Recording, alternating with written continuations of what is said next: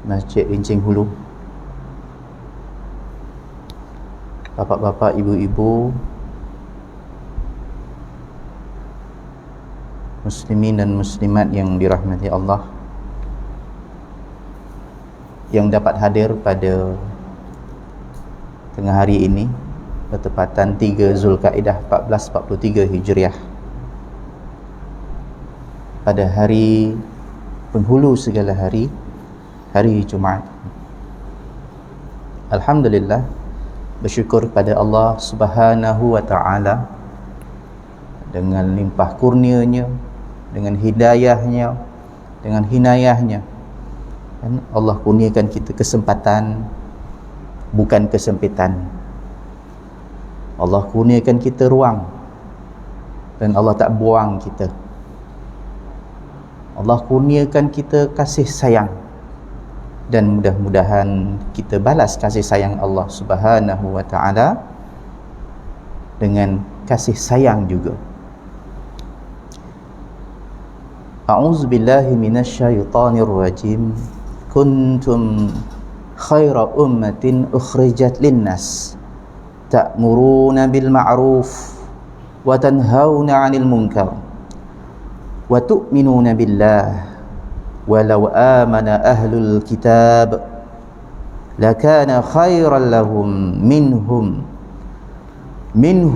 mu'minuna wa aktsaruhumul fasiqun. Sadaqallahul azim.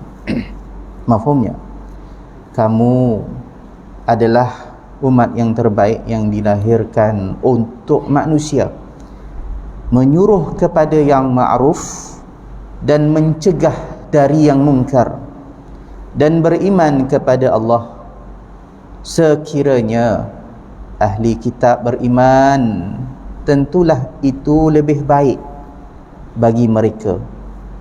Di antara mereka ada yang beriman, dan kebanyakan mereka adalah orang-orang yang fasik. Sadaqallahul azim.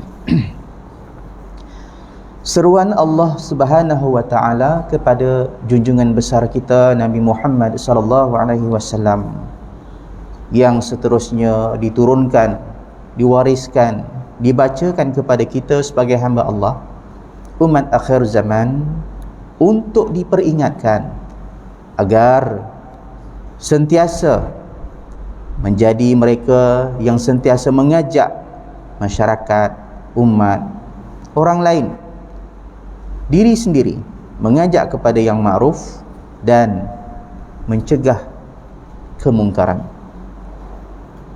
InsyaAllah dengan melaksanakan apa yang diperintahkan Allah Subhanahu wa ta'ala itu, Allah gantikan segala kejahatan kita, segala dosa-dosa kita.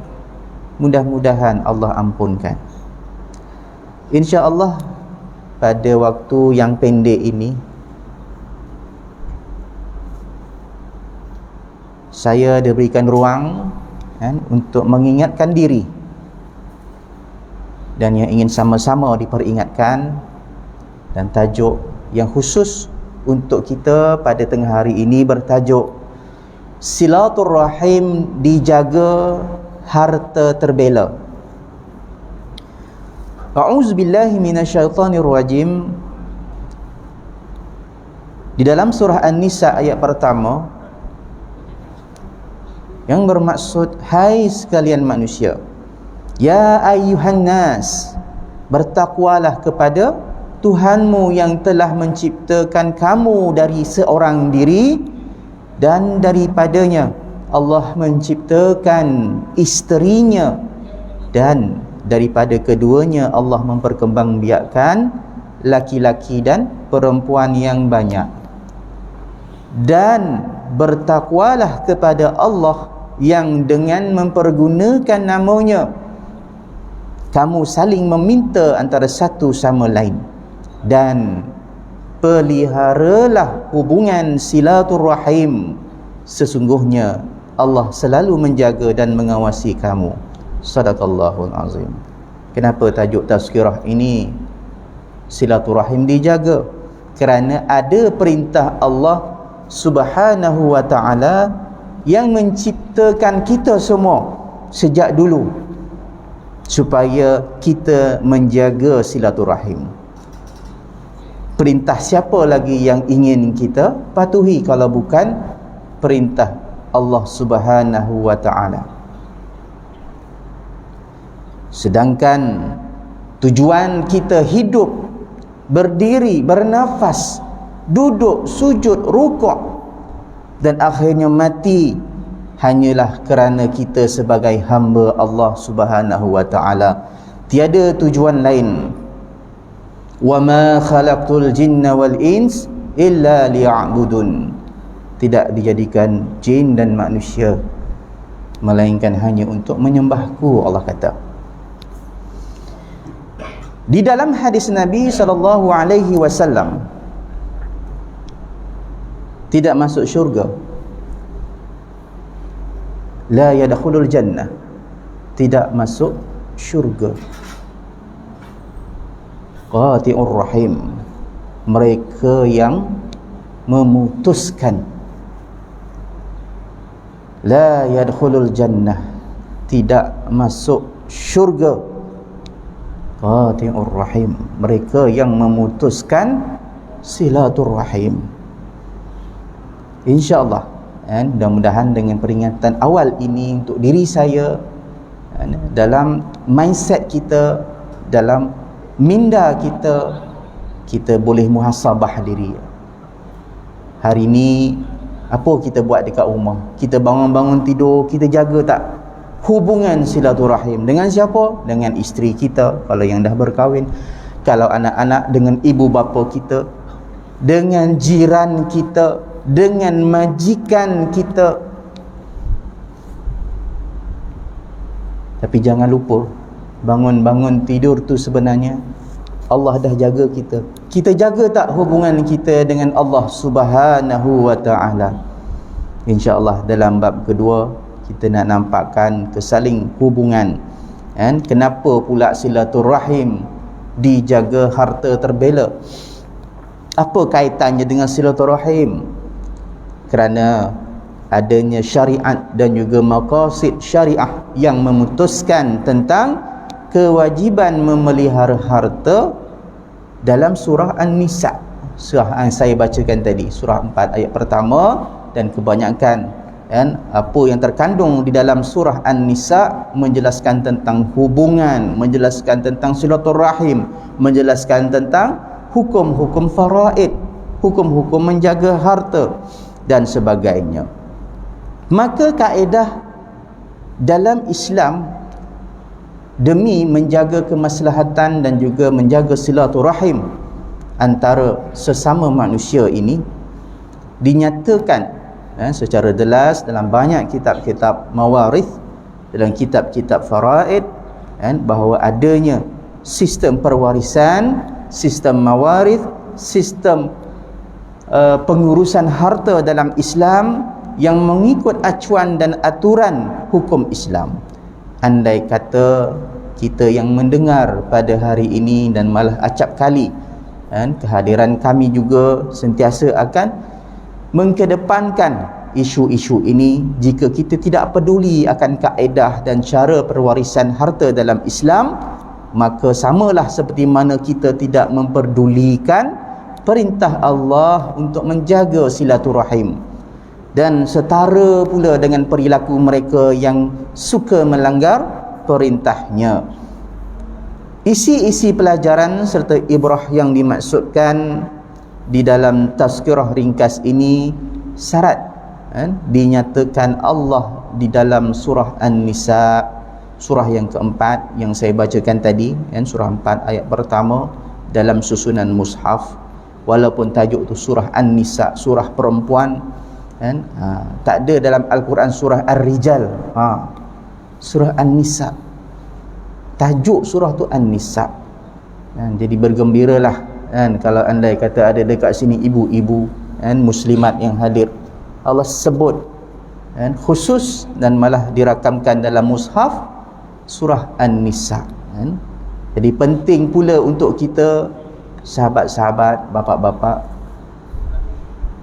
kawan-kawan, yang bersama dengan saya kan, di ruang ataupun di masjid ini, yang Allah jadikan kita sebagai rijal, sebagai lelaki yang seharusnya lebih cakna kan, bertanggungjawab, kerana kitalah imam, kitalah pemimpin kepada an-nisa tadi, kitalah pemimpin kepada keluarga kita. Dan sekecil-kecilnya pada hari ini, mudah-mudahan dengan tazkirah ringkas ini memperingatkan tentang diri kita bahawa kita adalah sekecil-kecil pemimpin kepada diri ini, dan betapa kita banyak kan, mungkin diri inilah yang bercakap yang banyak sebenarnya melanggar aturan-aturan Allah, dan khususnya kan, sebagaimana yang telah saya highlightkan ataupun saya ketengahkan, utamakan, iaitu tentang silaturahim, menjaga silaturahim. Maka dan sebenarnya kita ni perlu nak jaga hubungan ataupun silaturahim dengan siapa, tuan-tuan dan puan-puan kan? Dalam bila kita sebut silaturahim kan, hubungan kasih sayang kan, silah ar-rahim, selalu kita akan kaitkan dengan keluarga, kita kaitkan dengan isteri, kita kaitkan dengan masyarakat dan sebagainya.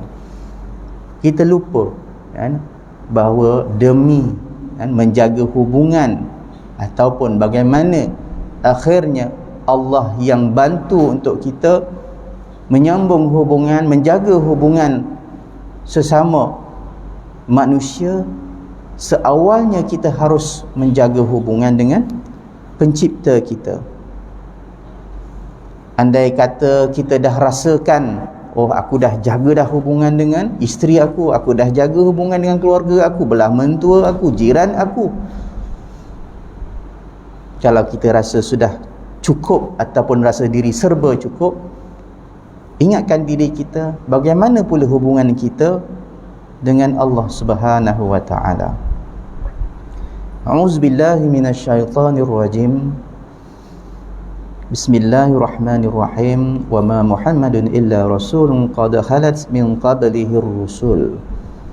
Muhammad itu tidak lain hanyalah seorang rasul.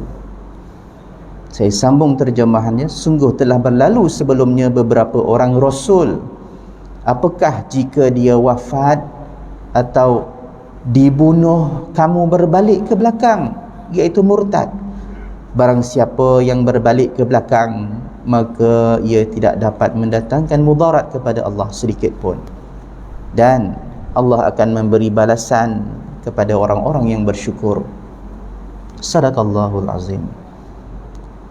Maka seruan kan, daripada pihak kami, daripada pihak saya, mengingatkan diri ini supaya sentiasa bermuhasabah, sentiasa melihat dalam diri kita, jangan menuding orang lain, jangan melihat cermin orang lain.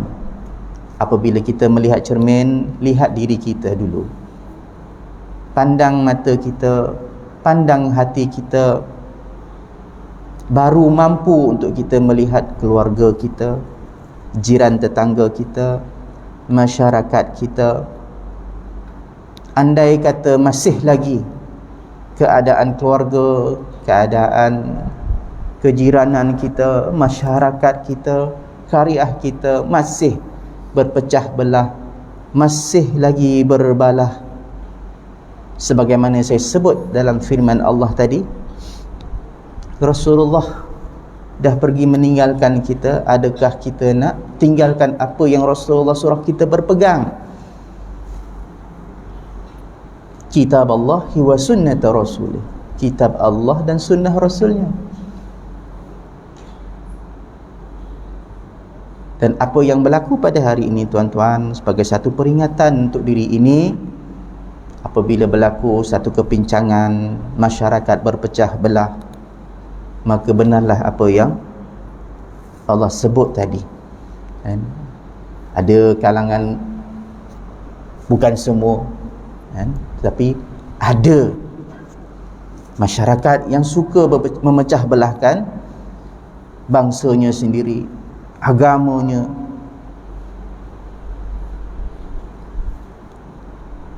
Dan akhirnya bagaimana kita nak menjaga hubungan sesama manusia?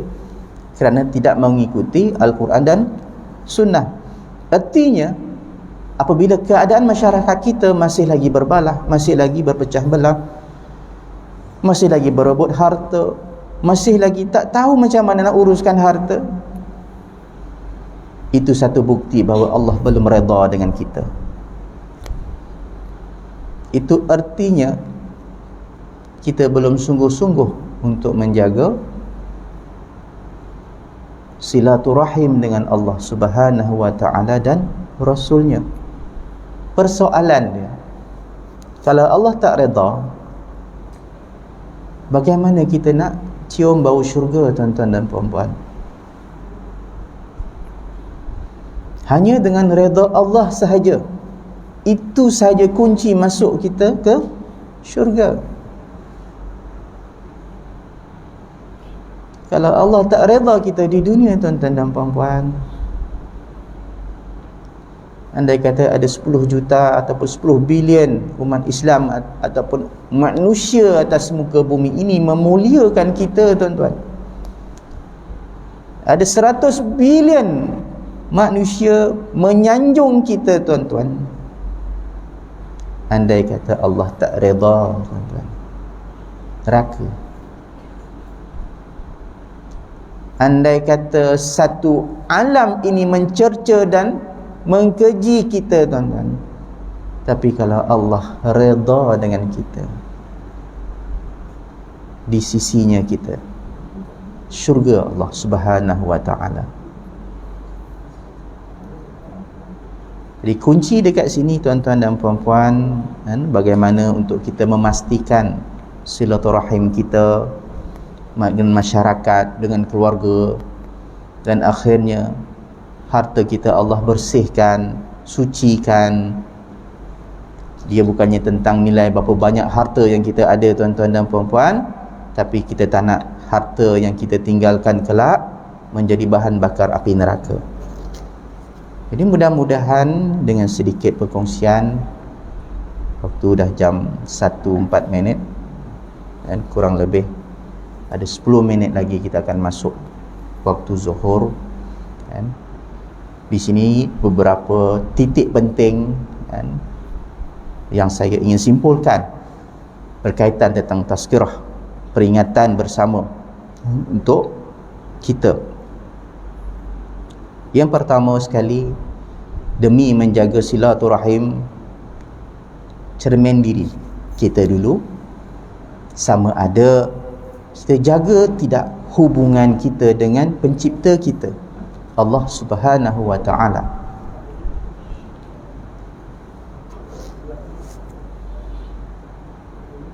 Yang pertama, untuk memastikan kita jaga hubungan dengan Allah Subhanahu wa ta'ala, kita kena sedar diri. Sedar diri bahawa kita ini adalah hamba-Nya. Kita tak hebat mana, tuan-tuan dan puan-puan. Kita hebat mana sidang hadirin Jumaat yang dirahmati Allah. Rasulullah sallallahu alaihi wasallam sendiri pernah ditanyakan tentang siapa dirimu di sisi Allah. Semua Rasul jawab, aku kalamullah, kan? Aku kata-kata Allah, aku kekasih Allah. Dapat soalan tersebut pada diri junjungan besar kita Nabi Muhammad sallallahu alaihi wasallam, bagi dia menjawab simple je, aku ni hamba Allah. Kalau kita benar-benar menghayati dialog tersebut, menangis kita, tuan-tuan. Kalau Rasulullah sallallahu alaihi wasallam khatimul anbiya, penghulu segala nabi, kekasih Allah, tapi meletakkan dirinya sebagai seorang hamba Allah, siapa kita, tuan-tuan dan puan-puan? Jadi andai kata cerminan kita belum sempurna dalam melaksanakan, meluruskan hubungan kasih sayang kita pada Allah Subhanahu wa ta'ala dengan meninggalkan syariatnya, dengan meninggalkan apa yang telah Allah perintahkan di dalam Al-Quran dan sunnah Rasulnya, maka kembalilah kita kepada aturannya, iaitu bertaubatlah, Mudah-mudahan peringatan bersama ini menjadi satu titik tolak, dan mungkin bukan jadi satu perkara yang terakhir buat kita, dan yang paling penting menjadi jariah untuk saya yang diberikan amanah untuk menyampaikan. InsyaAllah kalau ada perkara-perkara yang melibatkan apa yang disampaikan, ada kemusykilan dan sebagainya, saya mewakili Persatuan Belia Masjid Selangor dan juga Mahat Tahfiz Al-Quran lil Muttaqin yang diberikan ruang untuk bersama dengan tuan-tuan dan puan-puan. Kami ada buka kaunter dekat luar sana berkaitan tentang pengurusan harta, pengurusan faraid, perwarisan Islam di dalam menyantuni umat, di dalam menyantuni masyarakat, membantu berdakwah, menyampaikan supaya kita jadi masyarakat yang cakna tentang syariat pengurusan harta. Allah sebut beratus ayat dalam Al-Quran berkaitan tentang harta, bermaksud ianya penting untuk kita tengok dan teliti. Bukan apabila menyentuh harta maka kita memperkecilkan ataupun kita mengabaikannya kerana merasakan bahawa mencari harta itu adalah perkara yang sia-sia. Tidak, tuan-tuan dan puan-puan, kita mencari rezeki, kita bekerja tuan-tuan siang dan malam demi mencari sesuap rezeki untuk keluarga kita, bukan untuk kita tuan-tuan. Kena belajar dekat sini, harta yang kita perolehi adalah amanah. Tanah yang ada nama kita, geran yang ada nama pada kita, hanya amanah. Tak percaya? Keluarkan geran rumah anda, kemudian mati besok, nescaya bermasalah waris-waris kita tuan-tuan dan puan-puan kalau tidak diuruskan. Dan saya yakin di sini ataupun di mana-mana saja banyak masalah berkaitan tentang tanah kerana tidak cakna terhadap syariat, kerana merasakan bahawa dah ada faraid. Faraid ni dia bukannya orang. Faraid ni adalah hukum tuan-tuan. Hukum dia perlu pelaksana. Selalu kalau saya bertazkirah, saya akan ingatkan perumpamaan faraid ini seperti di jalan raya. Di atas jalan raya ada traffic light warna merah, kuning dan hijau. Kalau menyala merah, kita akan berhenti, betul tuan-tuan? Tapi ada tak lampu merah tapi kita tetap jalan?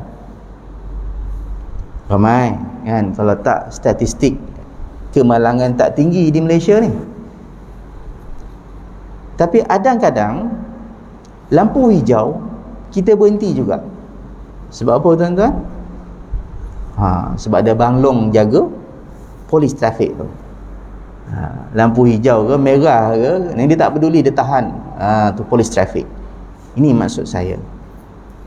Faraid hukum, tapi dia perlu pelaksana. Di sinilah kealpaan umat Islam yang apabila melalaikan tentang perkara yang fardu, lupa bahawa hukum perlu dilaksanakan dan perlu pelaksana. Insya-Allah mudah-mudahan dengan sedikit perkongsian ini menimbulkan persoalan, menimbulkan kelurusan untuk bertanya, dan mudah-mudahan juga keberkatan hari Jumaat ini hadir bersama dengan ilmu yang bermanfaat. Aqulu qawli hadza wa astaghfirullahal azim li wa lakum wa billahi taufiq wal hidayah. Wassalamu alaikum warahmatullahi taala wabarakatuh.